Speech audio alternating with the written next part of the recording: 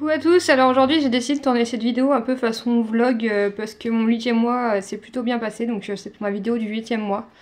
Je vais peut-être enlever mes lunettes parce qu'au niveau du reflet, voilà, ça sera mieux.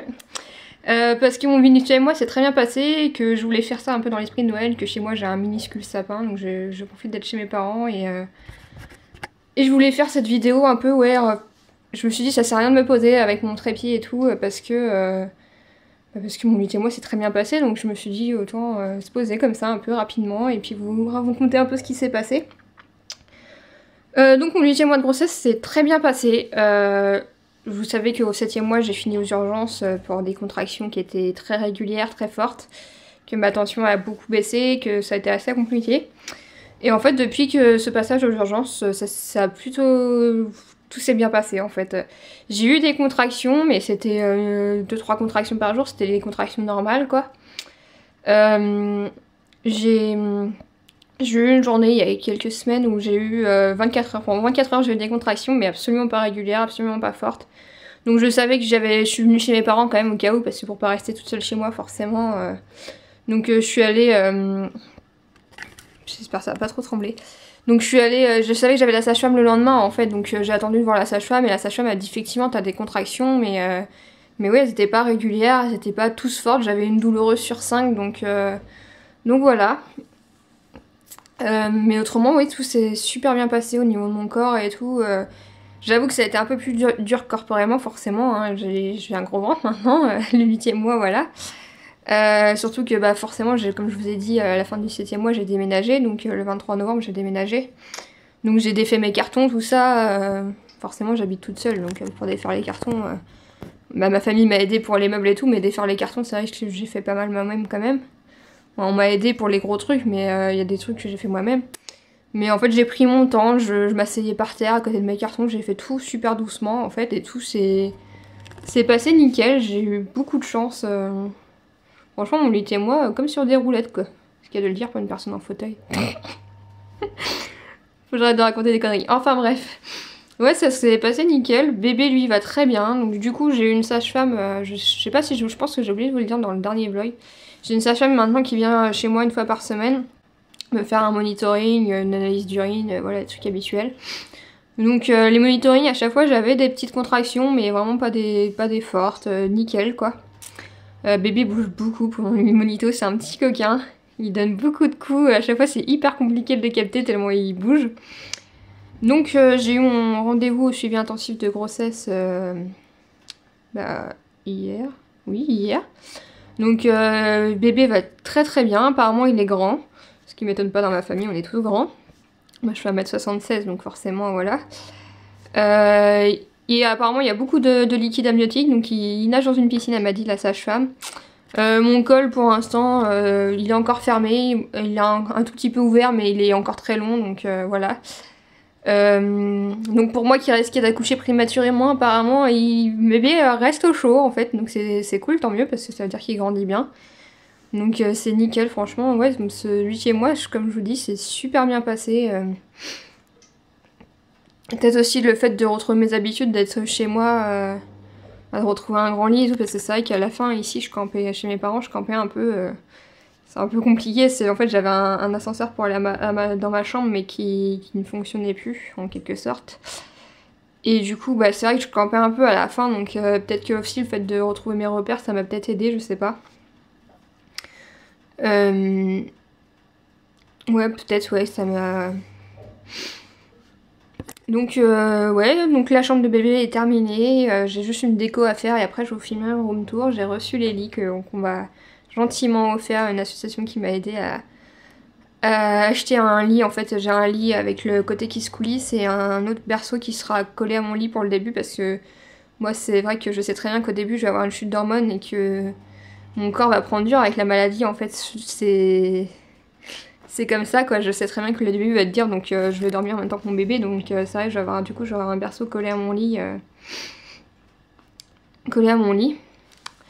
Je préfère ça qu'avoir le bébé directement dans le lit, parce que ça j'aurais jamais fait, parce que je sais très bien que je bouge énormément en dormant, donc voilà.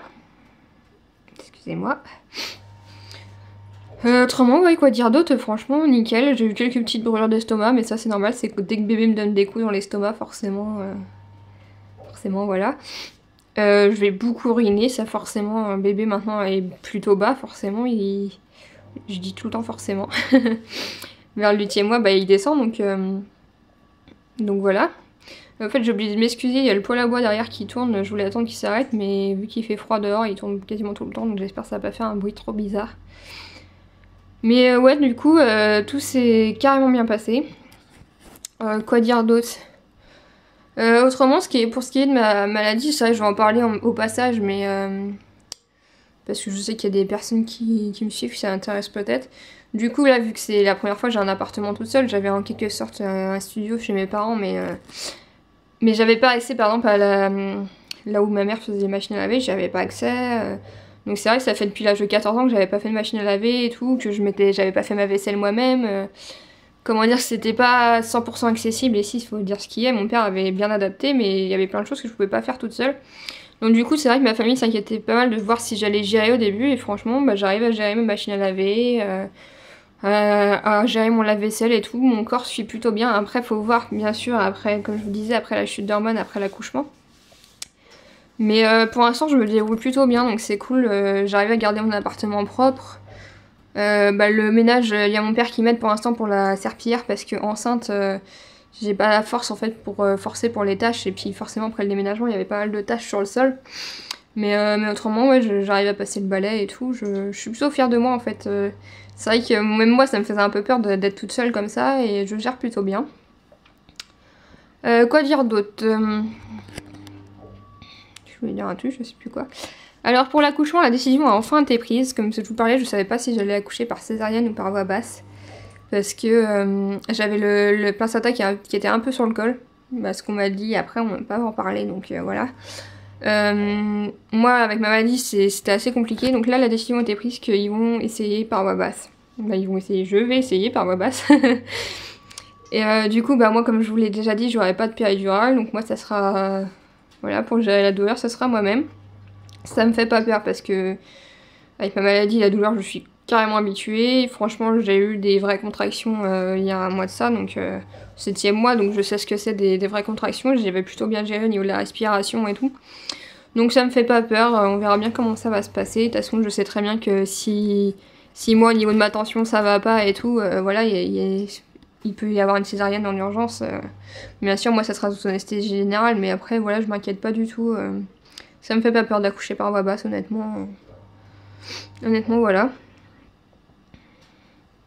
Donc voilà, je pense que j'ai fait à peu près le tour de ce 8e mois. Désolée, la lumière est un peu bizarre. Mais comme ça. Ouais, j'ai fait à peu près le tour. Comme je vous ai dit, ouais, tout s'est bien passé. Je me répète souvent, mais ça s'est tellement bien passé par rapport aux autres mois où j'ai eu beaucoup de contractions. Ça a été hyper compliqué, je pouvais rien faire et tout. Là ça m'a vraiment... je m'étais vraiment épanouie ce mois-ci. Donc forcément là à la fin du mois, je vous cache pas que corporellement ça devient dur au niveau des jambes et tout ça, parce que forcément je suis en fauteuil, je suis malade, donc faut dire ce qui est aussi. J'ai les côtes qui bougent toujours, qui se déplacent, qui se replacent, qui se déplacent, qui se replacent. Donc j'ai du kiné 2 fois par semaine en fait pour soulager mes côtes. En fait elle masse dans le dos parce qu'elle peut pas masser directement sur les côtes, parce que forcément vu que j'ai les côtes qui bougent, bah ce serait pas forcément conseillé. Masse dans le dos en fait parce que du coup vu que mes côtes bougent en fait ça tire sur tous mes muscles dans le dos, les omoplates, bon vraiment ça me tire sur tout le dos quoi. Donc ça ouais la douleur des côtes c'est assez chaud à gérer, mais j'y arrive, j'y arrive mieux qu'à un certain stade. Je pense que le fait que le bébé soit descendu aussi ça aide en fait à ce qu'il appuie moins sur les côtes. J'ai un bébé qui est très, je lui ai dit le jour, parce que bah, forcément je parle à bébé hein. Je lui ai dit le jour c'est génial parce qu'il me donne jamais de coups dans les côtes. J'entends beaucoup de mamans qui disent que leur bébé leur donne des coups dans les côtes et que ça leur fait très mal. Moi il me donne des coups dans l'estomac, dans la vessie, dans le col, mais jamais dans les côtes. Je pense que il doit le sentir en fait, parce que quand les côtes elles bougent, je pense qu'il doit le sentir aussi. Ça se trouve ça le gêne lui aussi. Il donne jamais de coups dans les côtes, il bouge énormément. Mais il est super gentil, j'ai jamais de coups dans les côtes. Il m'en a donné un l'autre jour en voiture. Et il m'en a jamais redonné, pour ça c'est top parce que j'ai un bébé qui est très gentil avec moi, qui me donne jamais de coups dans les côtes. Heureusement parce que je pense que ça fait l'autre jour quand il m'en a donné un dans la voiture, je l'ai bien senti passer. Autrement en parlant de voiture, donc là du coup je roule beaucoup parce que bah, maintenant je peux accoucher sans souci. Maintenant le bébé est complètement bien développé, on m'a dit maintenant tu peux accoucher sans problème.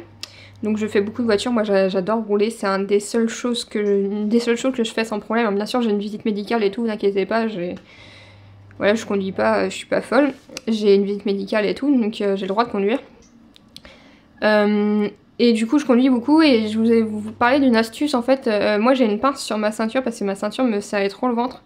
Donc c'est une pince qui, en cas de freinage d'urgence, en cas de petit freinage d'urgence, en fait ça va bloquer la ceinture pour pas qu'elle se bloque sur le ventre. Mais en cas de gros freinage, elle va quand même tomber en fait pour quand même qu'on soit retenu. Mais c'est vrai que justement hier j'ai dû faire un freinage d'urgence, j'avais ma mère à côté de moi. Et c'est vrai que du coup ma ceinture s'est bloquée au niveau de mon épaule, bah, celle en fait qui passe comme ça c'est bloqué, mais celle au niveau de mon ventre c'est pas bloqué du tout. Donc du coup c'est super bien parce que bah, ça m'a pas fait mal au ventre. J'avais ma mère à côté, elle, sa ceinture s'est bloquée, ça lui a fait mal, mais moi, au moins, voilà, j'ai pas... C'est vraiment très bien, donc je vous mettrai le lien en barre d'infos parce que franchement, c'est top et c'est quand même sécuritaire, c'est pas un truc à l'arrache, une pince à l'arrache, c'est exprès pour... voilà, c'est normes européennes et tout, c'est fait exprès, ça coûte moins cher que les trucs spéciaux femmes enceintes qui peuvent vendre dans les magasins de grossesse qui coûtent 25 € le machin. Là, c'est une petite pince qui doit coûter 5-6 €. Et c'est vraiment super pratique. Moi, je sais que c'est grâce à ça que je fais autant de voitures parce que je conduis beaucoup. Et que je pourrais pas autrement, c'est la ceinture, c'est vraiment gênant sur le ventre, même si ils disent dans les livres de grossesse qu'il faut la mettre en dessous, franchement en dessous ça sert trop quoi. Moi, je sais pas vous, mais moi je sais que ça me sert beaucoup trop. Après ça dépend peut-être des voitures, mais je sais que moi ça me sert trop. D'ailleurs un jour je vous filmerai comment je me débrouille pour mettre mon fauteuil dans le coffre et tout, je pense que ça pourrait en intéresser certains. Bah, bien sûr les personnes qui peuvent se mettre un peu debout comme moi.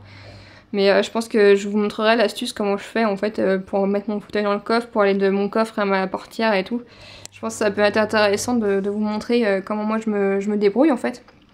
Parce que c'est vrai que c'est des astuces que j'ai trouvées toute seule, mais si ça peut vous aider, bah tant qu'à faire, autant aider les autres. Moi comme je dis, sans se donner des astuces, que ce soit entre femmes enceintes ou entre personnes en fauteuil, je pense que c'est bien de partager. Donc voilà, je vais vous laisser, je pense que j'ai un peu fait le tour, donc... Du coup, ma date prévue d'accouchement, c'est le 25 janvier, ma date estimée. Donc j'ai le prochain rendez-vous le 16 janvier. Je pense que si j'ai bien compris, le 16 janvier, si je vais pas accoucher, il déclenche parce que ma maladie, on va rarement jusqu'au terme, parce que c'est un peu trop risqué. Mais du coup, ouais, je pense que d'ici le 16 janvier, j'aurai accouché. Donc la prochaine vidéo, ça de mon 9e mois, bah, j'aurai accouché, j'aurai le bébé avec moi et je vous raconterai comment ça s'est passé. Je vous ferai peut-être maintenant des vidéos toutes les semaines, je sais pas, pour vous raconter comment les semaines se passent. Et puis voilà.